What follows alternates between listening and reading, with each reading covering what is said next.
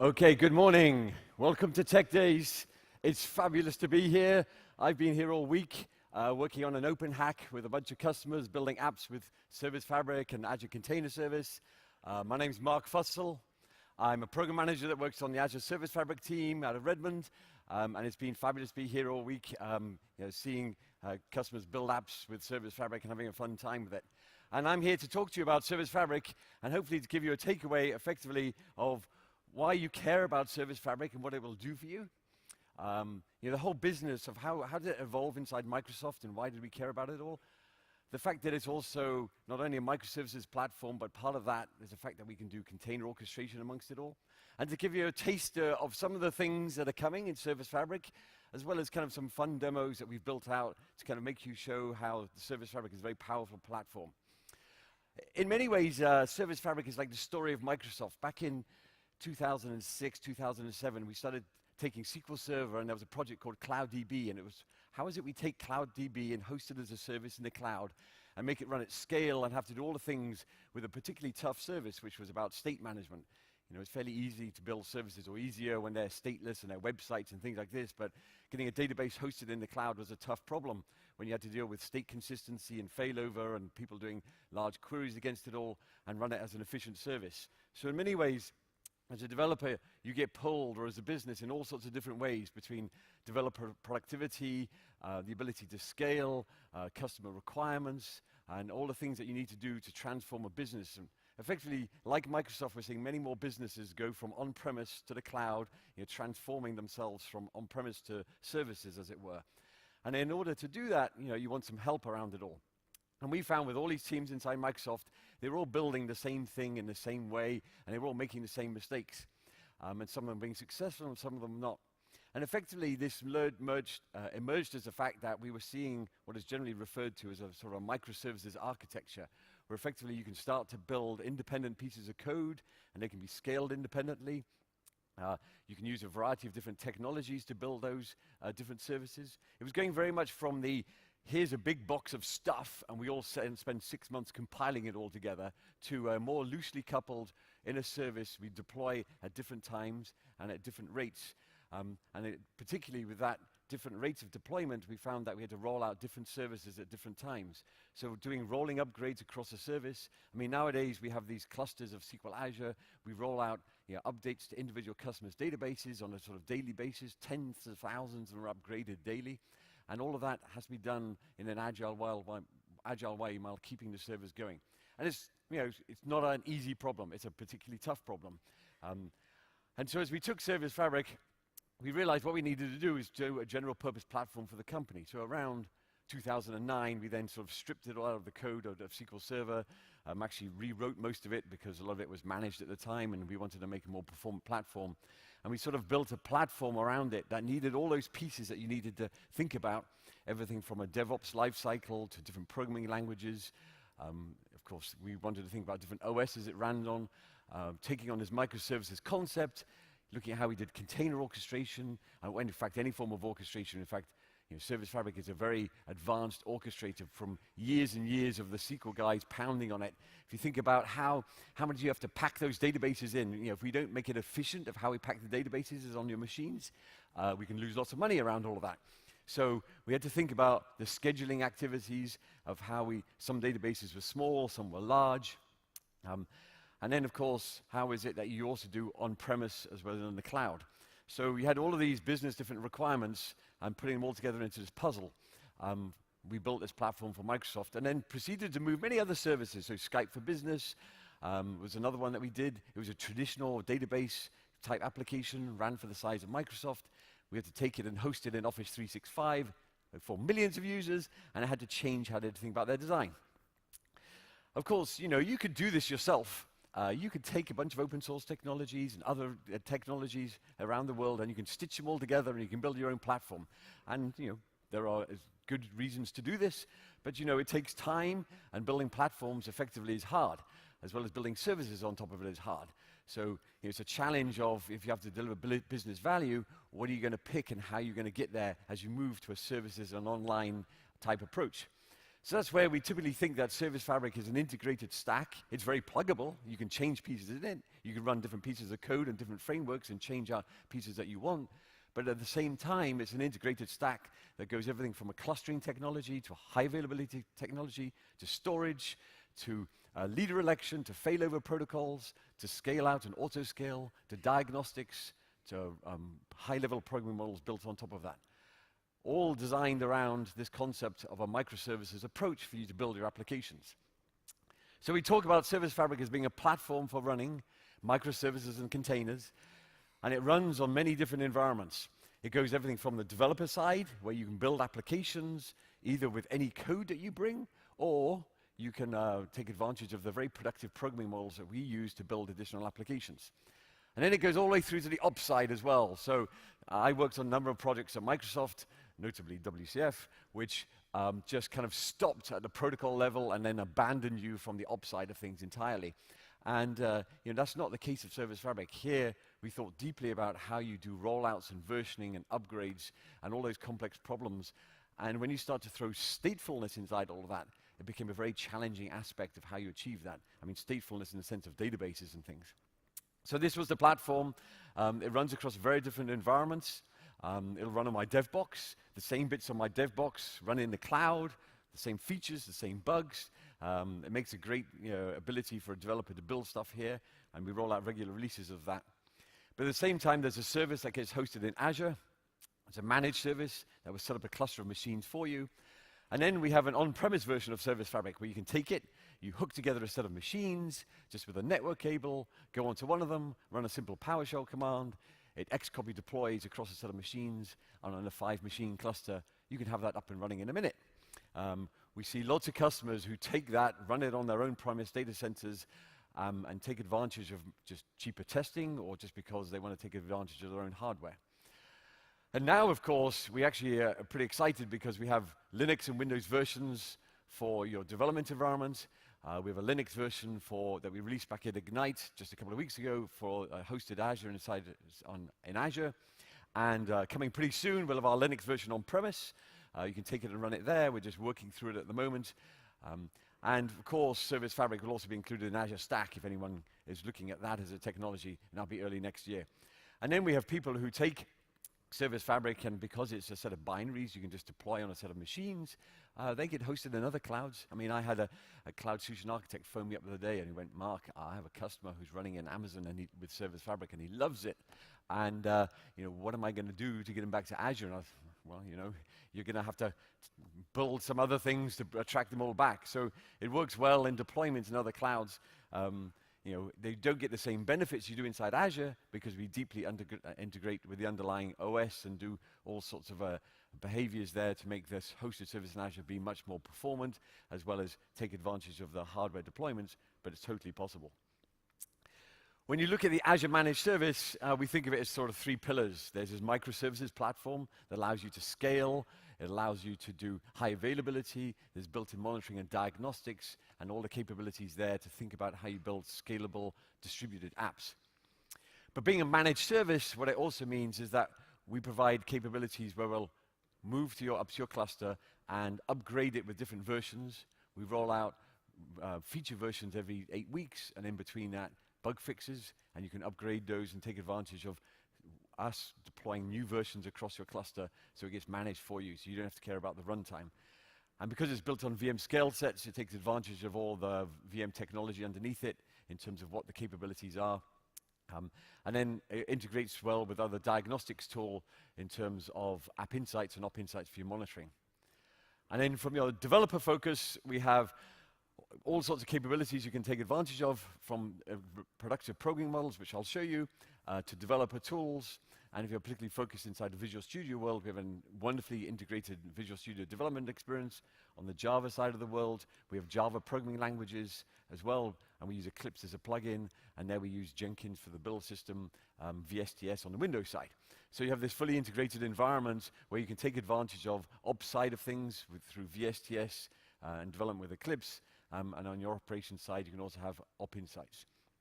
And you can bring any pieces of code. So what we like to think of is that when you build your applications, you can start by lifting and shifting them into just executables, or you can run them inside containers if that's one thing that we're seeing happening now.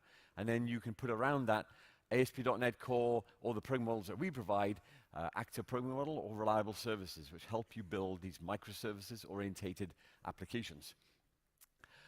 As I mentioned a few times now, we bet big on Service Fabric inside Azure, as well as some of the core services that you see in terms of Azure databases, Cosmos DB, Intune, Event Hubs, Event Grid, IoT Hub, all built on top of Service Fabric. There are also things outside the Azure data center, and then actual core services like the resource providers for compute, networking, and storage. They're all built regionally on top of Service Fabric, with all the state management pushed inside Service Fabric state storage there. So it truly is a mission-critical platform, certainly to Microsoft. If you think it's going to go away, then you're going to ask the question, is Azure going away? Which it probably isn't going to go away for a while. And you know, there are several millions of cores of compute running Service Fabric across the whole Azure data centers, you know, driven by these large services that we do. Coupled with actually quite a few customers as well who have taken advantage of Service Fabric. These are a list of a few of them who've gone into production that I work closely with. And these are sort of the range of scenarios that we typically focus, everything from just moving our applications into containers for the first step to the cloud, to particularly a lot of IoT scenarios, workflow scenarios, business applications. In fact, the whole variety of them can be taken there. There's a great set of customer case studies you can go and watch if you go and read about. We love to go to customers, get the developers to write the story of how they designed their applications, and we publish it on our blog. So there's good case studies there. So before I dive into a demo, because I know you all want to see a demo, you want to see it working, it's kind of interesting just to talk about some of the journeys that we see, because one of the things that I want to kind of sometimes get miscommunicated is it thinks that in order for you to go to microservices, it's a complete rewrite of your application and you have to start again. And that couldn't be further from the truth. In fact, what we typically see is that you move to Service Fabric first just purely as a management platform. I need the ability to roll out and deploy a number of applications across a set of machines. I want a scalable cluster around that. I just want to move them as a set of processes if I want to first. Or you can start to put them inside containers if that's a way that some of the workloads are suitable for that. Or you can mix and match those workloads together. I mean, it's completely flexible around those things. But that can be a first step just for not having to rewrite any of your code, but simply just move it for rollouts, deployments, versioning, scale out. We do then see people build some little other services around it all in order to help, you know, do other tasks that they see. We sometimes see people take that larger application, you know, sometimes that monolithic application, and tear it apart a little bit, just because there's some scale or flexibility difficulties with inside that. I've had a number of customers who had like a bottleneck in how they did processing inside a database because of the way they deployed their app. And simply they took that functionality out, scaled it out into a Service Fabric cluster, but left the rest of it behind. And because Service Fabric is built on VM scale sets, you get access, both actually pain and love. You get access to the underlying VMs for all the joy of being able to look at them, access them because you want to put virus checkers or whatever else you want to do. But at the same time, you know, you do have to think about the scaling of the VMs as an infrastructure. And then finally, you can do the fully transformed. You know, you've always loaded the microservices, and they're all built out there, upgrading and deployed independently of each other. And the important thing is, you could stop at any stage. You don't have to go all the way to the right. You can just use Service Fabric as an initial deployment to get yourself into the cloud. The concept of clusters, effectively, before I dive into a demo in Service Fabric, is you can take VM scale sets, you can stitch them all together into a 1,000 machine cluster, and then from that, you open that up through a load balancer, and then you effectively do queries onto that underlying cluster. Let's go look at a demo, because demos are fun. I'm going to take you through a little getting started tutorial here we've done with containers, because this is a great way of sort of introducing yourself to containers in Service Fabric. So here I am. I'm opened up in Cloud Shell. One of the fun things you can do nowadays is you can go off and go to aka.ms, try Service Fabric. And if you go here, we have a pool of clusters ready for you just to try out and use. There's not a huge number of them. I think there's 40 or 50 of them you can grab. But you can go off to your GitHub account, sign in, and you can grab yourself a cluster. And here's this URL. When I click on this URL, you can choose Windows clusters or Linux clusters. And when I connect to this, this is the cluster view I get. Here's my set of machines I've got running. It gives you a 3-machine cluster running in Azure, 1, 2, 3. I've got the ability to see that cluster view inside this map here. This is what we call our Service Fabric Explorer. This shows my machines striped across different fault domains, different racks inside this cluster. These are the system services that run. I have all the smarts of what Service Fabric is, like the DNS service and the failover manager service. And this is where you can deploy your applications to it all. So let's go and do that. We've got this great little doc inside our Service Fabric documentation. We have this fun example of here of how to take this app from GitHub, which is a voting app, this one here. And you can effectively just open up this Cloud Shell. And I'm just going to grab this GitHub account here, flip back into Cloud Shell, which was this one here. If I paste this, I'll pull down this GitHub account with just this little app inside it all. This app just describes how to deploy a set of containers. Let me just switch back here and then grab the directory to go to, because it saves me having to do some typing. Switch back here, paste, and inside here there's a little directory of this app. So what I can do now is I can connect to the cluster. I can do Service Fabric control. So this is, we just released this at Ignite. We launched Azure CLI for Service Fabric as well as PowerShell. We've had PowerShell for many years. I can do cluster, select, -- endpoint, endpoint. There's a bit of lag here. I can go off to my cluster I got, which was this cluster here. I can pick up this URL. I can go back here. I can paste that URL inside here and connect to the Service Fabric endpoint that is. Let me do this again, because it's actually at 19.080. This will allow me to connect to that cluster. So I'm connected to this cluster. I can do SF control, cluster health, and you can see that I'll actually SFCT, CTL, I can connect to this cluster, and it will show me back, a JSON little script of the health of this cluster. So now I can run this script. Let me do this, install sh, and this runs some more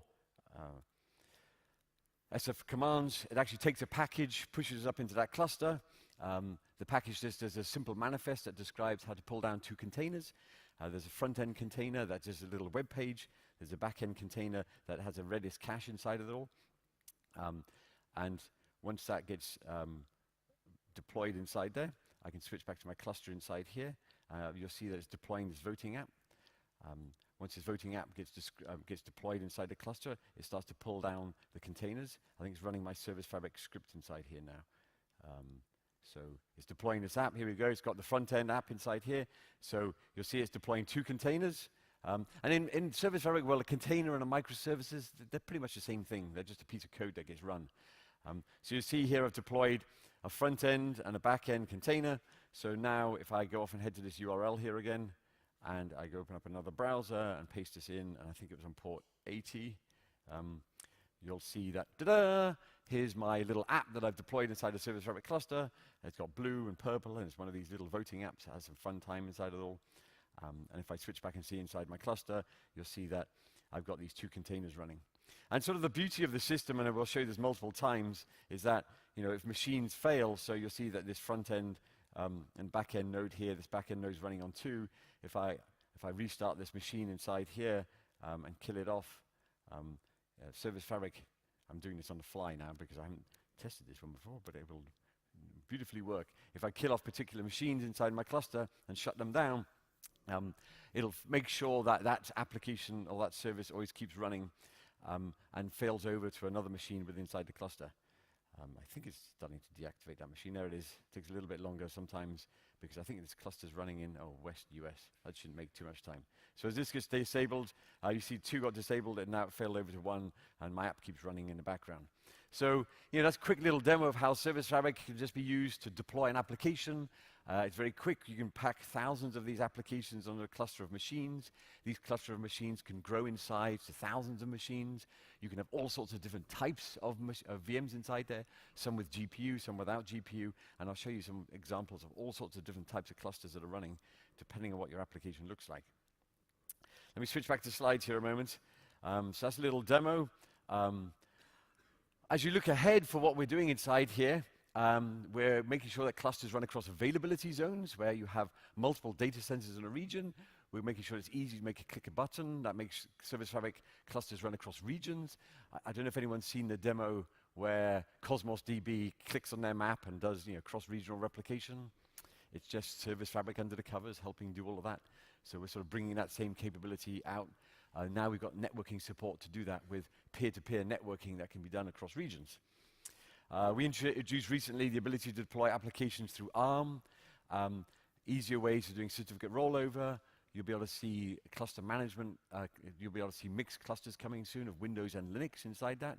So you can use some Linux workloads, some Windows workloads, or how you run them together.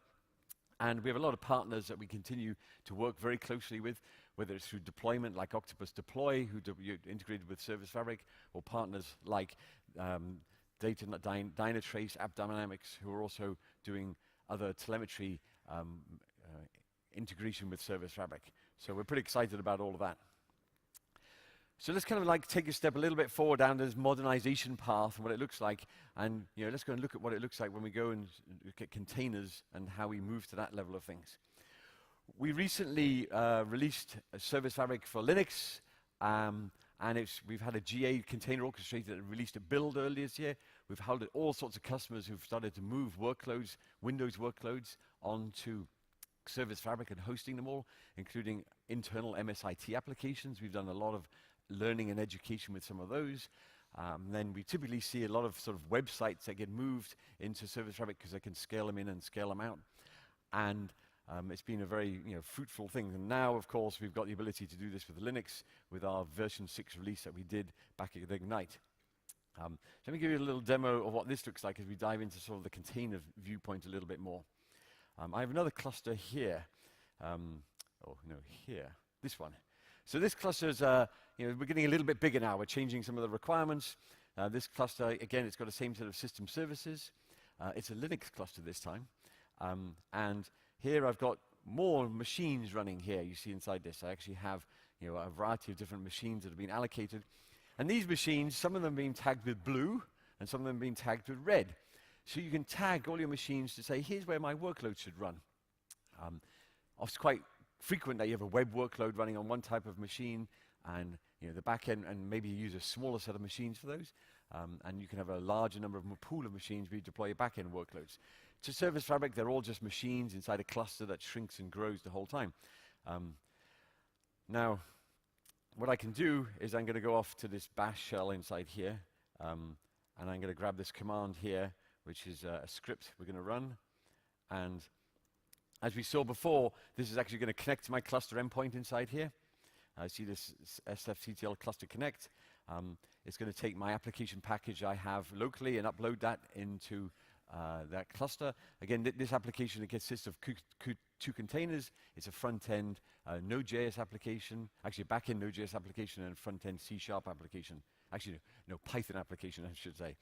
And now what I can do is I do some Service Fabric commands here in order to provision and create the application. You'll see that as I do it, let me expand the screen out here. As I create this application, I told it to place the services on the red VMs. So as we look at this cluster, let me just shrink this back down again here so you can see these side by side. As we deploy this cluster here, you'll see that it's deploying two applications, a front-end and a back-end machine, containers running inside here. And both the applications here have been deployed on the red machines. So if I go off now and go, right, okay, I'm going to hit the URL of this endpoint here. I'm going to open up another browser here. This particular application, if you go and look at it, is deployed to 8080. I'll show you how you find that out. And try and hit this.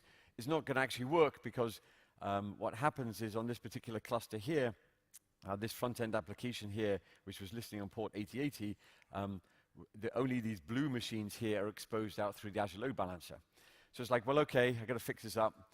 It's pretty easy because I can just run a single command. If I run a command here saying Service Fabric update on the front-end machine and move those to blue machines, you'll see that as we watch inside here, that front-end machine will flip. It's now deployed on a blue machine. It'll take a moment just to download the container package onto the machine because it's just pulling an image from Docker Hub. And once this gets deployed inside here, so I know I've got that deployed correctly on my new blue machine, which takes a few seconds, I'll hit my endpoint again here, and you'll see now that this time I actually will have successfully, let's see if it actually is responding here. Okay, there it is, it's responding. So this is my little application running inside here, and all this application does is it tells me the name of the backend service that's running. So if we look at this cluster here, we see that this one's running, the backend service is running on v1m here, and that's running. Great, so we've got our application up and working. Well, what can we do? Well, we can simply now scale the application out. Let me switch to the cluster here so you can watch it all, run this script. I'm now scaling out the number of machines here. I want to put all my front end running on my blue machines. I want all my back ends running on my back end machines. Here it is out, scaling out across the cluster with a simple command just to say run 5 instances of this service. On each one, just deploy those little applications inside those containers. Great, so I've scaled it out. Maybe I said, well, maybe it was too much. I didn't need quite that load. I can instead scale the front end back down to 3, the back end down to 2. So Service Fabric will just do those instructions on the fly. Great, so here I have my app up and running. And then typically, of course, you know, it's about changes. How is it I do rolling upgrades? How do I do changes to my app? Well, I can build version 2 of my app. Everything gets versioned inside Service Fabric, from the individual service to the overall application itself.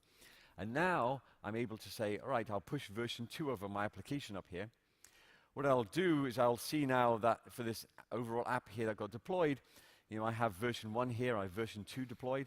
Both of those are available as packages in this image store that's made highly available for you as part of the cluster.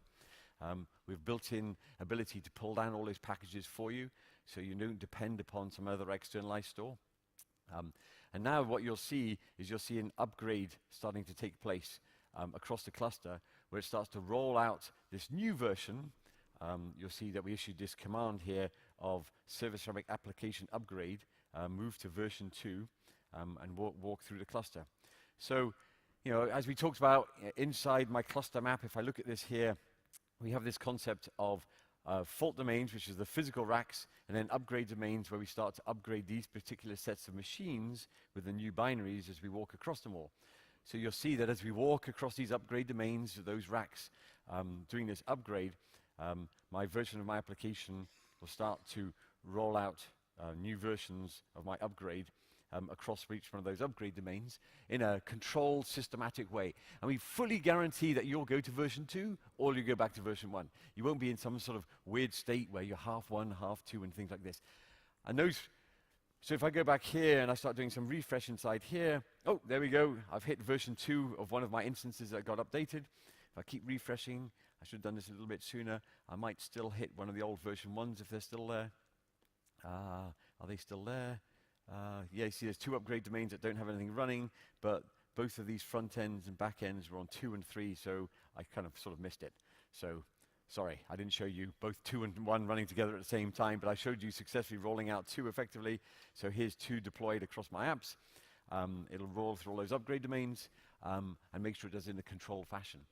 So, you know, this ability to do this controlled upgrade, versioning around all your applications at a microservices level and containerized level, whatever your choice is key to the benefits of the platform.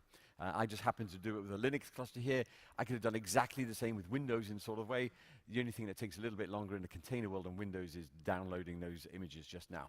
But that's all improved with the new release of Windows 17.09 that's coming out pretty soon. So encourage you to go and look at the much smaller image sizes that are coming in the new version of Windows, about to be released and pushed out into Azure, which will make our lives a lot nicer, indeed. So that was kind of containers, Linux, demo, and what we do see is we see a lot of lift and shift workloads around all of that.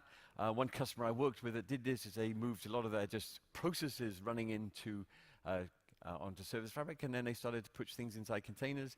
ABBYY was a great company that migrated an existing app from an on-premise it's a social language translation and language learning application. And they were able to move this into the cloud and take advantage of hosting it in different regions. And for them, the key point was that they couldn't ever get an easy hosting inside South America. They were able to host this service inside Brazil as an app there, and they extended their reach beyond their traditional market inside Europe.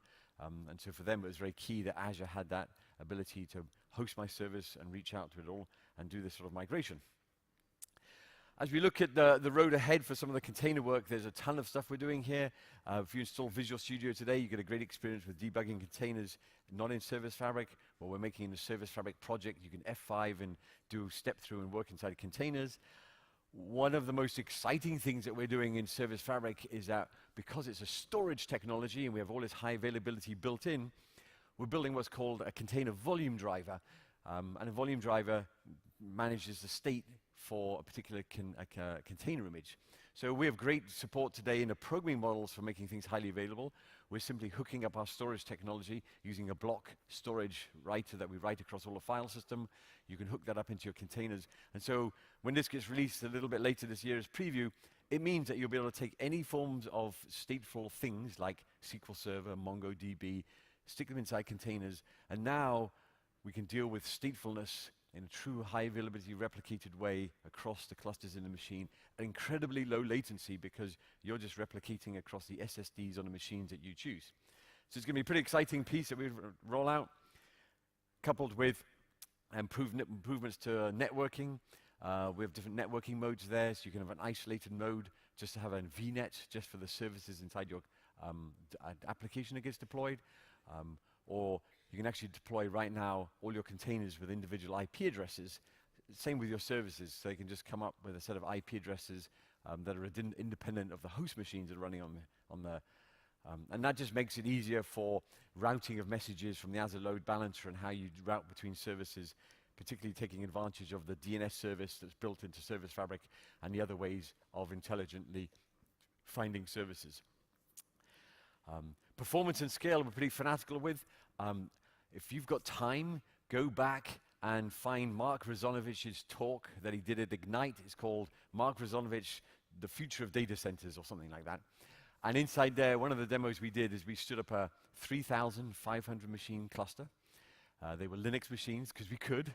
And we got him to deploy 1 million containers across that cluster. And he deployed 1 million containers across a Service Fabric cluster of 3,500 machines in 1 minute and 46 seconds, which was pretty impressive in terms of the speed of pulling them down. And when we say deployed, they were deployed, active, up and running, and ready to receive load. So it wasn't just the images that were on the machines, but the actual containers were running, thousands of containers per machine at scale. So, and the way you did his demo, he decided like everything to go over the top, and he had some sort of spinning image of Saturn, and it had no rings, and every little container was a little fleck made the rings around Saturn. So yeah, it was good. And if for those of you who have Azure Container Instances and you see that announcement, we're baking Azure Container Instances REST API endpoint into Service Fabric. I was going to do this demo today, but I didn't think I quite had the time to do it all. But it means that actually you can take Service Fabric and then call on to it with a REST API endpoint, and you post a JSON message on it just to launch single instance containers specifying the ports and the calls you're going to have. So effectively that Azure REST endpoint API will also be supported inside Service Fabric, meaning that you can sort of just launch a single container image by doing a REST call onto whether your cluster is running inside Azure or on-premise, which is kind of a fun thing to do. As we look ahead and then kind of move past containers, the next stage you look at is like, whoa, okay, so I need to sort of do some of the modernization of my application. What is it you do next? And that's sort of like these stages, 3, 4, and 5. You start adding new microservices around this all, teasing things apart. What does it all look like? And inside there, we tend to see two particular patterns that emerge. We see the classic and very well-known and very used pattern of statelessness. We build stateless web front-ends, stateless middle-tier services, all your storage is in back-end storage, and typically you stick queues between your layers, and of course, if you have latency needs, you stick a cache in front of all of this. and build this sort of service. Very, very common, very, very well understood, very, very well recommended, ideal for building it on top of Service Fabric. We build lots of services just like this because they're straightforward and understandable. But typically as well, what can happen is that sometimes some of the workloads or some of the services inside there have some latency requirements. And that whole, I've now got to have a cache, manage a cache, keep the cache refreshed, that additional queues, keeping the queues in order to maintain my high availability and my consistency between calls within my layers, kind of gets a little bit complicated. So that's why we made also Service Fabric what we call a container-aware, or sorry, I should say a microservices platform with storage built into it, effectively, and makes it a stateful platform. And that state management becomes very key as you do rollouts because you don't want to lose any of that data. Fully consistent data stores, you can build financial transactions on top of these. You can store all the data across the local machines. It's a very efficient, highly available, scale-out, low latency storage technology coupled with compute that you can run against it. Mentally, you could think about this. Well, stored procedures in databases, yeah. Compute on my code I write, storage next to it all. I just got the same thing around them all. The efficiency around those that you get. So we built stateful compute into Service Fabric as well, and some of your services can take advantage of this, and then typically they write out to a back-end database. Most of the time we see these sort of hot workloads where the workloads are, they keep the data for a few hours, maybe for a few days, and do the calculations inside there, and then offload it to a back-end database like Azure Databases or Cosmos DB or Stream Analytics for back-end processing. So we have this sort of great fun little application, which is a sort of a .NET version of the one I showed you first that was inside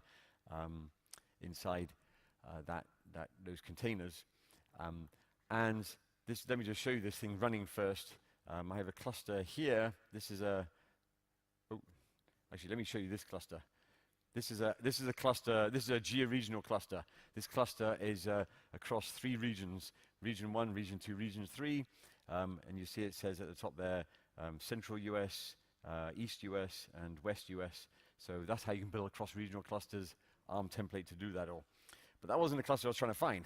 I was trying to find some other cluster amongst them all, which are now going to lost it. Oh, this one here. Actually, sorry, this one here.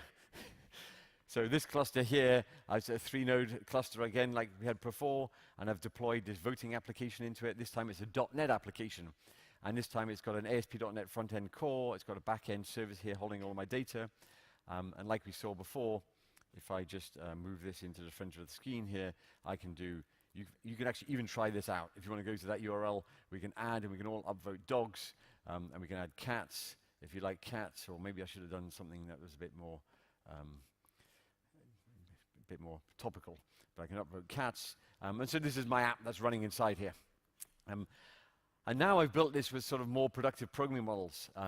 This is sort of the manifest I used to build my application. This is my Visual Studio experience. I have the concept of an application, a set of services running inside of it all. This application manifest describes the app itself. You see that there's a back-end voting data app and a web front-end. Those are these individual services. The web front-end is derived from a stateless service here, and it just has the ability to create an endpoint that's listening on this. We host this typically. These are templates that get created for you instead of the .NET. This web communication listener that uses Kestrel as the front end. Sorry, this uses HTTP sys as the front end here, listening inside that. And then this ASP.NET has a controller that's associated with it all. You can sort of do a simple URL routing for sending my requests. Service Fabric has a routing capability of sending messages between things, either directly or through the reverse proxy that gets built into this all. So here I can just do a back-end call and do this get and go and call onto the back-end service and go and retrieve all the data from the back-end service. Through this get command, calling back over that URL you see here to the posted service. The back-end service, and this is the interesting thing around this all you can take advantage of, we built something with Stateless. This particular back-end service is a stateful one. Again, it just has a listener. Inside this one here, you'll see that we are running a Kestrel server inside here. This is sort of another lightweight server that's released as part of ASP.NET Core. And this is just, again, a listener on front of this all. But the key thing that you have as a developer that you can take advantage of inside Service Fabric in order to build these stateful services are this concept of reliable dictionaries. And these are fun things you can use, just like you have a .NET dictionary that you put key value pairs inside, and it holds it all in memory. The reliable dictionary will hold it all in memory, but it'll replicate it across machines as well. So you'll make replica copies of your data, and it will write them to disk. So memory and replicated, write it to disk, fully consistent stores, all exposed through a dictionary API. And doing fun things like a transaction across this dictionary, where I can enumerate the dictionary, find previous values inside of it all, and then sort of update them all, which is sort of this voting app where I'm just simply finding a particular row inside the dictionary and updating the votes inside of it all. It's very easy to maintain the state of all of this. So, you know, you can treat this as much as a high availability data store as a little table in, across those disks as you can with a SQL Server table, and use all that. And so when it's deployed here, and I can take advantage of this, you know, voting of this, I can go into the service inside here. You'll see here's this voting data app. It's replicated across these back-end machines. And like I did before, I can go to this one here. I can simply restart this back-end machine here. And when I restart this back-end machine here and deactivate it here, watch the primary here. So this primary will fail over. I did do the right one, didn't I? I did do 0, yeah, no 0. As that machine gets shut down, see it failed over? Now the primary's on 1-1. Boom, fell over. We detect the machine shut down within 2 seconds, fails over. If I go back to my app here and keep adding votes to it all, the votes will recover. The votes will recover. Go on, add, come on. Did that fail over? Okay, there was a bit of a lag. It added votes, and it added votes, so believe me, it was consistent. I just took a little bit of time. Well, like, the client has to reconnect, so the client is going to the old address, and then it goes, oh, you're not there anymore, so it connects to the new address, and by the time it does that, client refreshes there. So my app kept running, and you know, everything was good, things died, but the world was a better place for them all. So that's kind of taking advantage of really, you know, building new services around them all. One of the things that we're pretty excited about generally is that we integrate more with other services. So I kind of showed you a classic front-end gateway that you build yourself. It's a very, very common way of building a little front-end gateway where you sort of send requests to the back-end things. We've also integrated with API management now. So if you've used API management, this is now deeply integrated where you can set up API management endpoints, and they have a policy-driven way of sending those requests directly to your back-end services.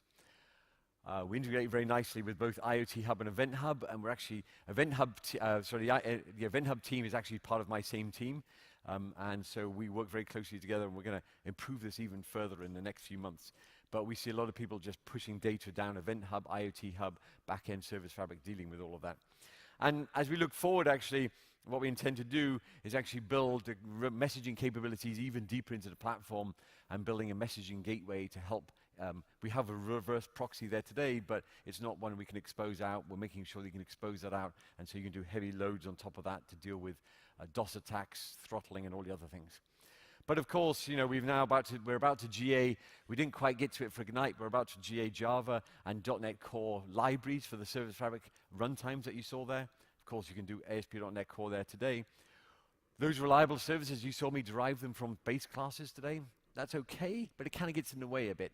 So we've had a lot of requests like, why can't I just do right-click, NuGet, add new package, give me a stateful service, start using it all without driving from your classes, and do that in sort of any .NET language and even any non.NET language like Node.js? Well, the answer is yes.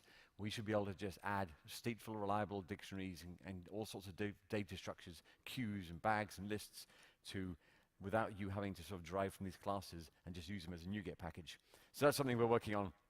And because I've got a lot of this statefulness inside here, you'll see a backup and restore service that comes out in the next few weeks in order to push all your data to backup and restore. And we're building a data explorer which if you go back to my Ignite talk and watch that, I showed this data explorer so you could see visualizations of all the data inside those clusters inside there. So lots of things coming, lots of exciting work. You know, I think that what I want to leave you with is a platform that effectively allows you to build these high-skill, mission-critical applications. We bet heavily on it inside Azure ourselves. You can use it as just hosting a process, hosting a container. You can use it to begin your journey of what you're trying to do. And encourage you just to try it out, play with it, post questions on some of the forums. We love to hear with you. We have a monthly community call once a month on the third Thursday, that's a mouth twister, of every month. Join it, ask us any questions, and we'd love to hear from you. Thank you very much for your time.